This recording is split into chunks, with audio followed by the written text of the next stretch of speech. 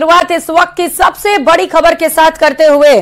खबर नोएडा से है, जहां रेव पार्टी में सांपों के जहर सप्लाई मामले में बड़ा खुलासा हुआ है। सूत्रों के मुताबिक यूट्यूबर एल्विश यादव पुलिस के सवालों का ठीक तरीके से जवाब नहीं दे पाया। पुलिस ने एल्विश यादव को लोकेशन की CDR भी दिखाई और इसके बाद एल्विश यादव ने पार्टी में सांप और सांपों का जहर की सप्लाई की बात कबूल कर ली है। साथ ही एल्विश ने पूछताछ में सपेरों के संपर्क में होने की बात को भी स्वीकारा है। पुलिस के मुताबिक एल्विश यादव पर NDPS एक्ट में कार्रवाई की गई। इसमें 20 साल तक की सजा का प्रावधान है। तो कल पहली रात एल्विश यादव ने जेल में गुजारी और पूरी रात एल्विश यादव सो नहीं पाया, वो करवटें बदलता रहा। आज दूसरा दिन उसका जेल में सांप के जहर सप्लाई करने के आरोप लगे हैं और जब पुलिस की ओर से पूछताछ की गई तो एल्विश यादव सवालों में उलझा हुआ नजर आया। ठीक तरीके से वो पुलिस के सवालों का जवाब नहीं दे सका। और चलिए अब इस खास रिपोर्ट में आपको बताते हैं कि आखिर क्या है पूरा मामला। ये रिपोर्ट देखिए।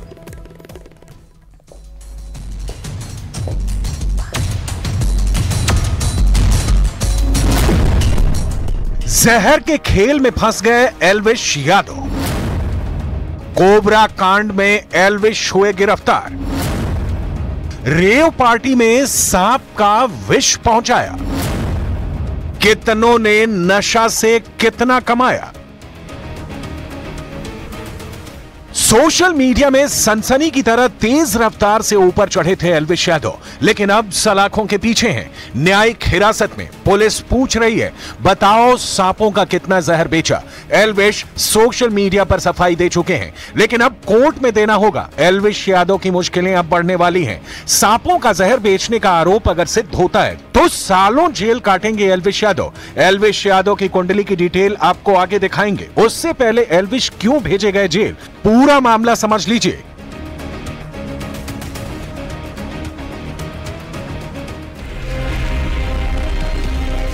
पुलिस ने पिछले साल नवंबर में सांप का जहर सप्लाई करने वाले गिरोह का पर्दाफाश किया था। पीपल फॉर एनिमल संस्था ने आरोप लगाया है कि रेव पार्टियों में सांप के जहर का इस्तेमाल किया जाता है और वीडियो बनाए जाते हैं। इनके आधार पर ड्रग्स डिपार्टमेंट ने वन विभाग के साथ सेक्टर 51 के एक बैंक्वेट हॉल पर छापेमारी की थी।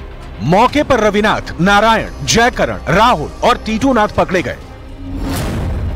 छापामारी की कार्रवाई के दौरान पकड़े गए लोगों के पास से 5 कोबरा सांप, एक घोड़ा पछाड़, एक अजगर और 2 मुहा सांप और सांप का जहर भी बरामद हुआ था। जो FIR दर्ज की गई है उसमें इन सांपों की खरीद फरोख्त को प्रतिबंधित बताया गया था। जो लोग पकड़े गए थे उन्हीं से पूछताछ के आधार पर ही इस मामले में एल्विश यादव का नाम सामने आया था और पुलिस ने एल्विश के खिलाफ मामला दर्ज कर पूछताछ शुरू कर दी थी। रेव पार्टियों में सांपों का जहर सप्लाई करने के मामले में नोएडा पुलिस ने जयपुर FSL को सैंपल भेजे थे। FSL रिपोर्ट में कोबरा, करैत प्रजाति के सांपों का जहर पाया गया है। इस प्रजाति का सांप काफी खतरनाक होता है और इसके काटने से हर साल बहुत से लोगों की मौत हो जाती है। इस मामले में एल्विश यादव समेत सपेरों के खिलाफ मुकदमा दर्ज हुआ था।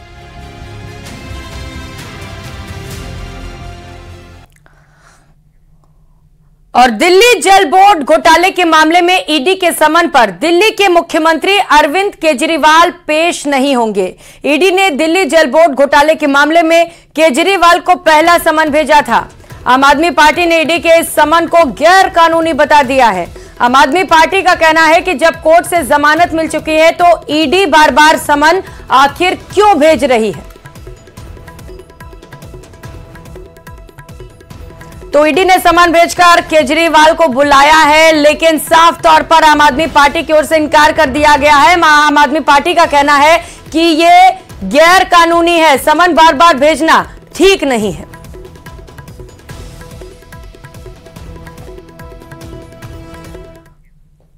उधर चुनाव आयोग ने सुप्रीम कोर्ट की रजिस्ट्री से 16 मार्च को मिला इलेक्टोरल बॉन्ड का नया अपनी वेबसाइट पर अपलोड कर दिया है। नए डेटा में फाइनेंशियल ईयर 2017-18 के बॉन्ड्स की जानकारी शामिल है। आयोग ने 14 मार्च को 763 पेज की 2 लिस्ट में अप्रैल 2019 के बाद खरीदे या कैश किए गए बॉन्ड की जानकारी वेबसाइट पर अपलोड की थी। एक लिस्ट में बॉन्ड खरीदने वालों की जानकारी, जबकि दूसरी में राजनीतिक दलों को मिले बॉन्ड की डिटेल दी गई थी। सुप्रीम कोर्ट के निर्देश पर स्टेट बैंक ऑफ इंडिया ने 14 मार्च को बॉन्ड से जुड़ी जानकारी चुनाव आयोग को दी थी। इसमें बॉन्ड के यूनिक अल्फा न्यूमेरिक नंबर्स नहीं थे। कोर्ट ने एसबीआई को नोटिस जारी कर जवाब मांगा है। चुनाव आयोग के डेटा के मुताबिक बीजेपी ने कुल 6,986 करोड़ रुपए के चुनावी बॉन्ड कैश कराए हैं। पार्टी को 2019-20 में सबसे ज्यादा 2,555 करोड़ रुपए मिले हैं। वहीं डीएमको को इलेक्टोरल बॉन्ड के माध्यम से 665 करोड़ 50 लाख रुपए मिले। इसमें लॉटरी किंग सैंटियागो मार्टिन के फ्यूचर गेमिंग से 509 करोड़ रुपए भी शामिल किए गए हैं।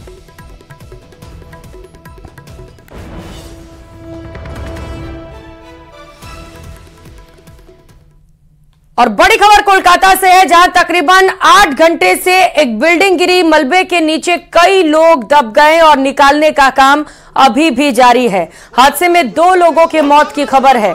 कोलकाता में यह 5 मंजिला इमारत बनाई जा रही थी, लेकिन बीती रात वो ढह गई। बचाव दल ने अब तक 14 लोगों को मलबे से बाहर निकाला है, लेकिन बताया जा रहा है कि अभी भी कई लोग मलबे के नीचे दबे हैं, जिन्हें निकालने के लिए रेस्क्यू ऑपरेशन लगातार जारी है। 2 अलग अलग तस्वीरें इस हादसे से जुड़ी आपकी टीवी स्क्रीन पर। बंगाल सरकार ने मरने वाले लोगों के परिवार को 5 लाख रुपए और घायलों को 1 लाख रुपए के मदद देने का भी ऐलान किया है। हम लोग खाना पीना खा के सो रहे थे, उस वक्त आवाज हुआ एकदम जैसे भूकंप आया, तो हम लोग सब दौड़ के गए। पूरी धुली हुई थी। उसके बाद से मैंने लोग यहाँ का और 2 लड़का को लेकर मैं 3 ठो बॉडी निकाला। 3 ठो लड़का निकाला। निकालने के बाद तो फिर प्रशासन की तरफ से बहुत ज्यादा आदमी आया। कोलकाता का गार्डन रीच इलाका, जहां पर 5 मंजिला इमारत जो कि निर्माणाधीन थी, वो ढह गई है और करीब 2 लोगों की मौत हुई है और 14 से 15 लोगों को निकाला गया है। रात भर रेस्क्यू ऑपरेशन चला है। एनडीआरएफ की टीमों को बुलाया गया है। फिलहाल ये वो इलाका जिसकी तस्वीर हम आपको दिखा रहे हैं, देखिए हम ये तस्वीर आपको जूम करके दिखाएंगे। ठीक ये जो बिल्डिंग आपको नजर आ रही है सफेद रंग के बोरों से ढकी हुई, इसके बगल में वो 5 मंजिला इमारत होती थी जो कि ढह गई है। फिलहाल यहाँ पर और रेस्क्यू ऑपरेशन अब भी चल रहा है, लेकिन फिलहाल पुलिस ने पूरे इलाके को घेर रखा है। और ये देखिए कितनी सकरी गलियां हैं जहां पर आपको जो नजर आ रही हैं, और यहाँ पर 5 मंजिला इमारत, इसी को लेकर के सवाल सबसे बड़े खड़े हो रहे हैं कि कैसे इतनी सकरी गली में 5 मंजिला इमारत बनाने की अनुमति मिल सकती है। और यही कारण है संभव। फिलहाल पुलिस ने पूरे इलाके को घेर रखा है। एक बार तस्वीर हम यहाँ पर आपको दिखाएंगे कि पुलिस ने पूरे इलाके को घेर रखा है, गार्ड रेल लगा रखा है, मीडिया की टीम को भी आगे जाने नहीं दिया जा रहा है। और इसी को लेकर के कहीं ना कहीं सवाल उठ रहे हैं। जो स्थानीय लोग हैं हम उनसे जानेंगे। आपका नाम क्या है? हमारा नाम है चंदू घोष। कैसे ऐसा हो सकता है इसे लेकर के? 5 फ्लोर बनवाया है ये लोग, तो क्या हुआ ना, तो हम तो पहले ही बोले। और जयपुर अजमेर हाईवे पर चंदवाजी थाना क्षेत्र में सेवड़ माता मंदिर के पास हुए भीषण सड़क हादसे में एक इको कार ट्रेलर से जा भिड़ी। हादसे में कार सवार 4 लोगों की मौत हो गई और 3 गंभीर घायल हैं। कार सवार बुटाटी धाम में दर्शन करके शाहपुरा लौट रहे थे। मिली जानकारी के अनुसार चंदवाजी इलाके के सेवड़ माता मंदिर के पास पहुंचने पर कार अनियंत्रित होकर ट्रेलर से जा भिड़ी। टक्कर इतनी तेज थी कि कार के आगे का हिस्सा बुरी तरह से क्षतिग्रस्त हो गया। सूचना मिलते ही पुलिस ने घायलों को नजदीकी अस्पताल में भर्ती करवाया। टक्कर लगने के बाद घायलों के चीख पुकार मच गए। फिलहाल पुलिस पूरे घटना को लेकर जांच में जुटी है।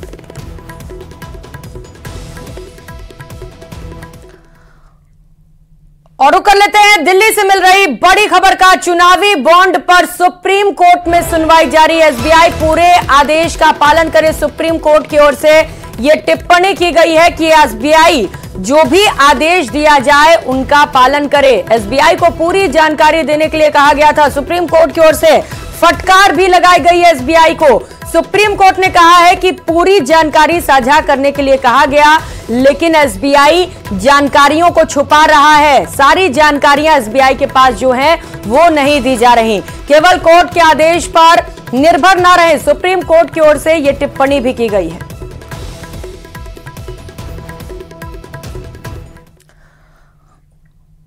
और खगड़िया से इस वक्त की बड़ी खबर सामने आ रही है, जहां कार और ट्रैक्टर के बीच भीषण टक्कर हुई। 7 लोग की घटनास्थल पर ही मौत हो गई। भीषण हादसे में 3 लोग जख्मी हुए हैं। हादसा पसराहा थाने के NH 31 पर हुआ। बताया जा रहा है कि ट्रैक्टर पर सीमेंट लदा था। सभी लोग कार पर सवार होकर बारात से वापस लौट रहे थे और इसी दौरान NH 31 पर सीमेंट लदे ट्रैक्टर से कार टकरा गई। इसके बाद कार अनियंत्रित होकर गड्ढे में पलट गई। कार बुरी तरह से क्षतिग्रस्त हो गई। हादसे में 3 बच्चों समेत 7 लोगों की मौत की खबर है। हादसे की खबर सुनते ही गांव में कोहराम मच गया। शादी की खुशियां मातम में बदल गई। घटना के बाद सबका रो रो कर बुरा हाल है। कर कुटुंब भी है। अच्छा, कितने लोग थे इस गाड़ी पे? इस गाड़ी पर तो 10-11 लोग थे। बारात कहाँ से आ रही थी? छुट्टी मानपुर से आ रहा था। गई थे यहाँ बिठला से ही छुट्टी मोहनपुर गई। और कितने लोगों की मौत हुई इसमें? 7 बिठला से। आपका भी परिजन है उसमें? मेरा एक लड़का है, मेरा भतीजा मेरा एक लड़का है। अच्छा, दोनों खत्म हो गए उसमें? दोनों खत्म हो गया। और कितने लोगों की इसमें मौत हुई है? 7-8 गो। सब एक ही परिवार के सदस्य है? बेटा भी है उसमें। अच्छा। और खबर कोटा से है, जहां कैंट इलाके में तेज रफ्तार कार दीवार से टकरा गई। हादसे में कार का अगला हिस्सा पूरी तरह से क्षतिग्रस्त हो गया। गनीमत रही कि हादसे में किसी को कोई गंभीर चोट नहीं लगी। हादसे में दुर्घटनाग्रस्त हुई कार नगर निगम के सीनियर अधिकारी की बताई जा रही है। हादसा बीच बाजार में हुआ। हादसे के बाद मौके पर लोगों की भारी भीड़ लग गई। फिलहाल पुलिस पूरे मामले को लेकर जांच कर रही है।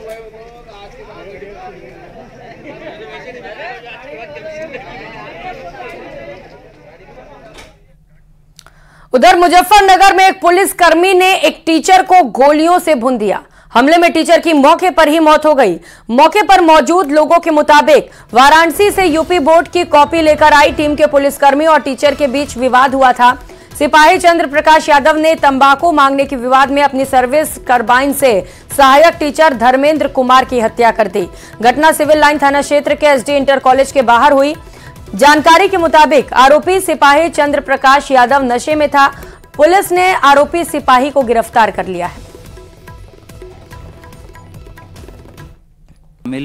एक हेड कांस्टेबल चंद्र प्रकाश द्वारा जो धर्मेंद्र नामक व्यक्ति है, ये इनके साथ सो रहे थे और इनको ये बार बार सोने से परेशान किया जा रहा था और ये बार बार तंबाकू भी मांग रहा था। साथ में जो लोग हैं उन्होंने ये बताया है कि ये शराब के नशे में भी था।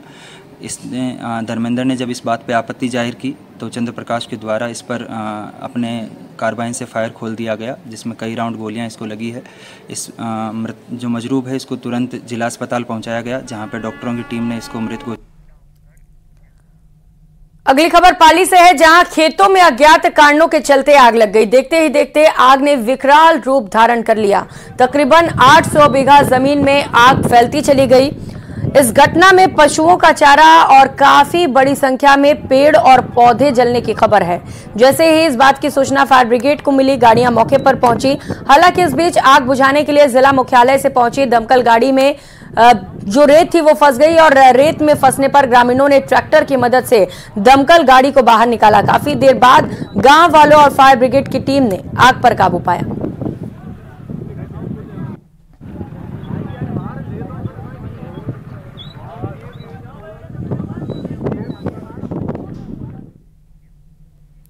अगली खबर जालोर से, जहां पुलिस ने 500 रुपए के जाली नोटों के साथ 2 लोगों को गिरफ्तार किया।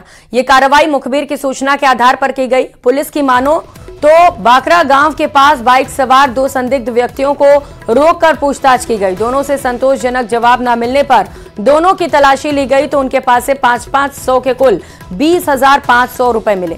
इसके बाद इन दोनों को गिरफ्तार कर लिया गया। पूछताछ में इन्होंने नकली नोटों को लेकर कहा कि उन्हें ये नोट राव राम जाट नाम के व्यक्ति से मिले थे।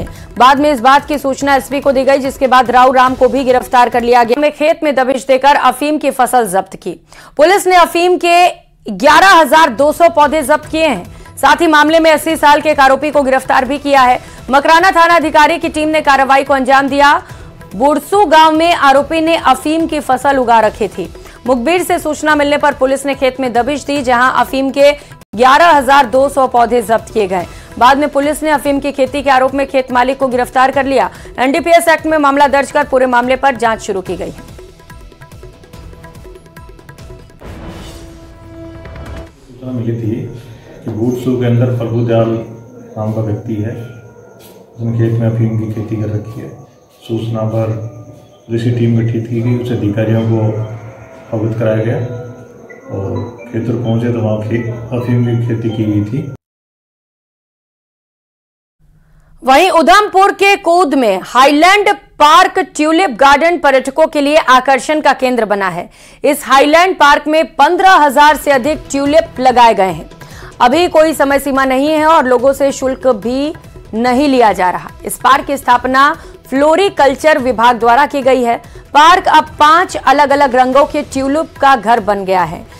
कुड में ट्यूलिप गार्डन स्थानीय व्यापार और रोजगार का भी बड़ा माध्यम है। फ्लोरिकल्चर के डिपार्टमेंट से है। तो सर अभी हम जब हमारी पिकनिक जाती थी तो श्रीनगर तो हमें नहीं ले जाते थे क्योंकि वो बहुत दूर है। तो हम टुलिप्स बस नाम सुनते थे, बस आज तक कभी देखे नहीं थे। पर पिछले 2 साल से जब हमारे यहाँ खुद में टुलिप्स हैं तो अब हमें खुशी है कि हमारे यहाँ टुलिप्स है और अब हम टुलिप्स देख सकते हैं अपने इधर ही। तो यहाँ पे बहुत अच्छा लग रहा है और काफ़ी ज़्यादा यहाँ पे सफाई वगैरह भी है। और ट्यूलिप गार्डन मैंने तो पहली बार देखा है तो मुझे तो वैसे भी अच्छा ही लगेगा। तो मतलब टूरिज़्म जो हमारे स्टेट में टूरिज़्म है उसका तो बहुत ज़्यादा स्कोप है ही। हमारी जो स्टेट है वो सबसे स्वच्छ स्टेट थी और रहनी चाहिए। तो अब 370 आर्टिकल टूट चुका है, उसकी वजह से काफ़ी ज़्यादा उनको मतलब बेनिफिट्स मिलेंगे। तो उस वजह से वो बस गंदगी ना फैलाए, उससे ज़्यादा और हम कुछ नहीं कहना चाहेंगे। तो यहाँ पर जो भी लोग आते हैं तो ये प्रवेश द्वार हमारा खुद है यहाँ पर। तो खुद में जो ये साथ में ही हाई सेकेंडरी स्कूल के यहाँ पर पार्क बना हुआ है। इस पार्क में जो सैलानी बहुत आते हैं यहाँ पर। और पहले ये टूलिप गार्डन वगैरह जैसे है कि हम सुनते फ्रांस में होता था, जर्मनी में होता था, यूरोप में होता था, लोग वहाँ जाते देखने, या काफ़ी साल पहले श्रीनगर में एक जगह पर होता था। तो आज जो है फ्लोरिकल्चर डिपार्टमेंट ने बहुत मेहनत की है और उन्होंने यहाँ पर खुद में फ्लोरिकल्चर ये के फूल के ये ट्यूलिप का गार्डन डेवलप किया हुआ है। इसके साथ सन्नासर में डेवलप किया हुआ है। यहाँ पर लगभग कोई 20,000 के आसपास फूल इन्होंने लगाए हैं और सन्नासर में भी कोई 17-18 लाख इन्होंने फूल लगाए होते हैं। तो ये बहुत ही ज़्यादा इस एरिया को इन्होंने आकर्षक बनाया है, डेवलप किया है। और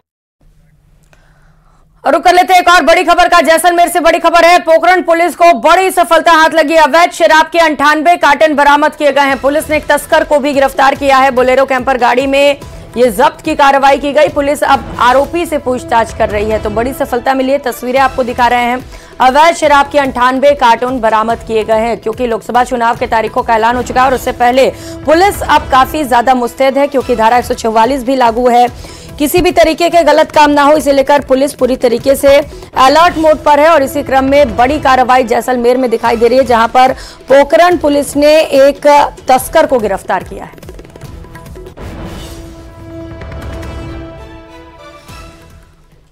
टोंक से बड़ी खबर मिल रही है, अवैध खनन पर बड़ा एक्शन लिया गया है। बरौनी पुलिस ने 2 ठिकानों पर कार्रवाई की। अवैध बजरी से भरी 8 ट्रैक्टर ट्रॉलियां जब्त की गई हैं। तो बड़ी कार्रवाई, 5 बाहड़ में 3 ट्रॉली जब्त हुई है। कार्रवाई से बजरी माफियाओं में हड़कंप मचा हुआ है। सभी ट्रैक्टर चालक मौके से फरार हो गए हैं। तो ट्रैक्टर चालक फरार हैं लेकिन गाड़ियों को जब्त कर लिया गया है।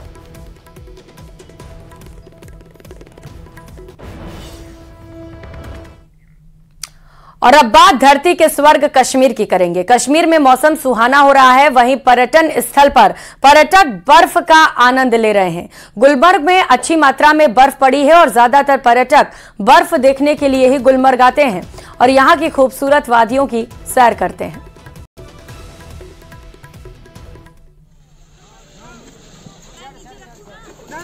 तो तस्वीर आप देख पा रहे हैं गुलमर्ग से, जहां पर चारों ओर बर्फ की सफेद चादर दिखाई दे रही है। चूंकि इस बार अच्छी बर्फबारी हुई है, ऐसे में पर्यटक भी गुलमर्ग का रुख कर रहे हैं। यहां पर स्कीइंग का लुत्फ उठाते हुए पर्यटकों को देखा जा सकता है। उनके चेहरे पर एक खास मुस्कान भी दिखाई दे रही है क्योंकि बर्फबारी इतनी अच्छी हुई है। जब पर्यटक यहां पर पहुंच रहे हैं तो लुत्फ उठा रहे हैं।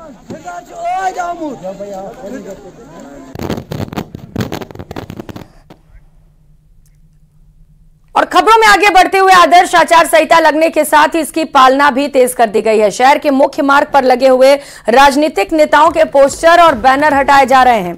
वहीं सरकारी घोषणाओं के पोस्टर और बैनर भी हटाए जा रहे हैं। अन्नपूर्णा रसोई के बैनर के साथ ही राजनीतिक पार्टियों के होर्डिंग्स भी हटाए गए हैं। साथ ही साथ सरकार की ओर से कराए गए विकास कार्यों के शिलान्यास पत्र को भी ढक दिया गया है। आदर्श आचार संहिता की पालना को लेकर और सख्ती से आदर्श आचार संहिता की पालना कराई जा रही है। जो कोई भी आदर्श आचार संहिता की पालना का उल्लंघन करेगा उसके खिलाफ प्रशासन की ओर से ठोस कार्रवाई की जाएगी।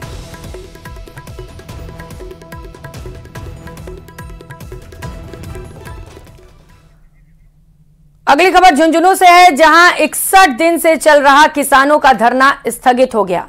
किसान 1994 के यमुना जल समझौते को सही तरीके से लागू करने और नहर की बनी हुई पुरानी डीपीआर को मंजूरी देने की मांग कर रहे थे। किसानों ने लोकसभा चुनाव की आचार संहिता की पालना को लेकर धरने को अस्थायी तौर पर स्थगित करने का फैसला किया है। किसान नेता सुरेश महला ने बताया कि लोकसभा चुनावों को आदर्श आचार संहिता को लेकर धरना अस्थायी तौर पर स्थगित किया गया है। धरने पर बैठे किसानों ने बताया 1994 के जल समझौते को लागू करने और यमुना नहर के पानी को लेकर 30 साल पहले सहमति बनी और इसके अनुसार शेखावाटी को उसका हक दिलवाना पुराना मुद्दा है। ये मांग लंबे वक्त से चली आ रही है। लोकसभा चुनावों में इस मुद्दे को उठाया जाएगा।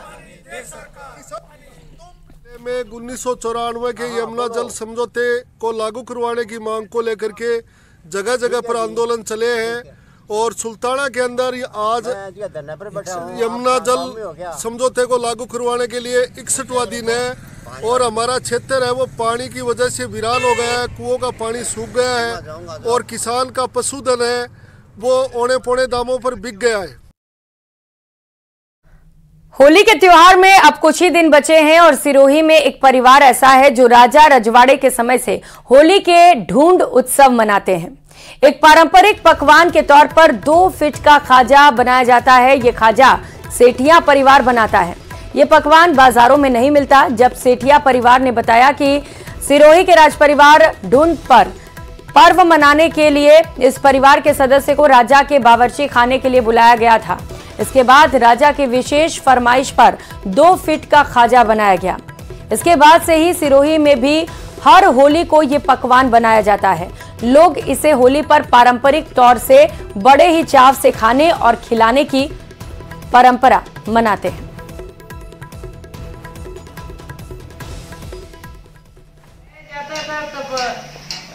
अपने सगे संबंधी थाली के अंदर ढूंढांगना लेके आते थे तो ढूंढांग में बदले खाली थाली नहीं भेजी जाती थी, ये खाजा डाल के दिया जाता था। ये परंपरा थी और बच्चों को भी ढूंढाया जाता था। तो बच्चों को लेके अपन पाट पे बैठते थे बाजोट पे और ऊपर क्या रहे चुनरी या कुछ रखते थे, उसमें खाजा डाल के तोड़ते थे और फिर सब जने बांट के आपस में मतलब खाते थे। अगली खबर सीकर से है, जहां खाटू श्याम जी में बाबा श्याम का मेला पूरे परवान पर है। खाटू में आस्था का सैलाब उमड़ पड़ा है। देश के कोने कोने से लाखों की तादाद में श्रद्धालु खाटू श्याम पहुंच रहे हैं। श्याम भक्तों के लिए पुलिस प्रशासन और मंदिर कमेटी ने सुरक्षा व्यवस्था के माकूल इंतजाम किए हैं। पूरे मेले पर सीसीटीवी कैमरे से निगरानी रखी जा रही है। आज नवमी के बाद से लगातार श्रद्धालुओं की संख्या खाटू श्याम में बढ़ती चली जा रही है। आसपास के सभी इलाकों में केवल और केवल श्याम भक्त ही नजर आ रहे हैं। माना जा रहा है कि मेले में 50 लाख से ज्यादा श्रद्धालु पहुंचेंगे।